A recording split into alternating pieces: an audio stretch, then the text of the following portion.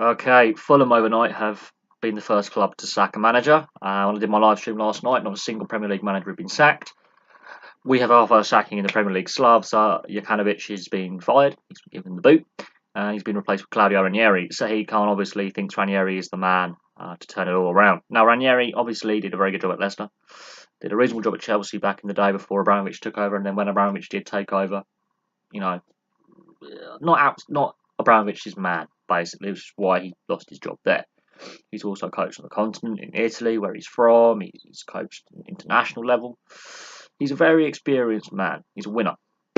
Problem is, he's got a month and a half before he can make any signings. This is why I'm curious at why a sacking would happen at this point in the season. Either you go pretty early, or you go just before the transfer window, not a month and a half before the transfer window. This is 6 weeks before he can make any signings to add to the team.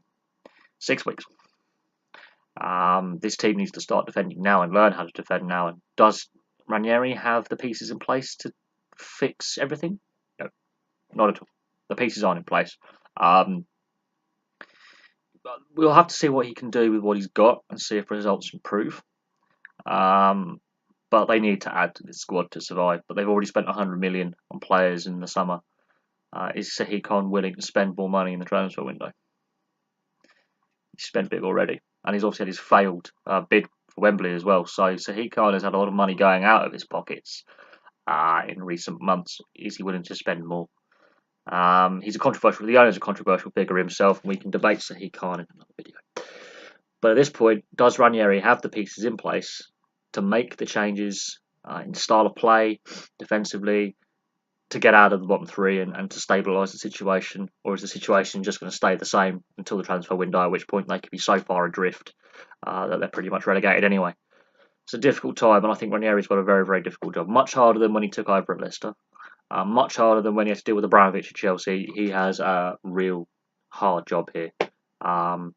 Real hard job. I'm sorry for Jokanovic, but he just didn't adapt his style of football to the team's strengths and weaknesses. The massive weaknesses, defence. Obviously, they've got a lot of attacking players, not really any defensive players that either have played at this level or are good enough to play at this level. So let's be honest, that defence is a sieve. But there we go. Ranieri's got a very, very tough job ahead of him, and I wouldn't be surprised if it proves a job too far. I know he's won the Premier League, but we've seen with Manuel Pellegrini at West Ham, you can be a Premier League winner at one club, you go to another, and it doesn't work out as well. And Pellegrini isn't really ripping up trees and setting the Premier League alight with West Ham with the amount of money they've spent as well. So it could be very, very interesting to see how he adapts to a club that's at the wrong end of the table. But anyway, there we go. Thank you very much for watching. Please like and subscribe. Place your comments below, and I'll have some more videos for you soon.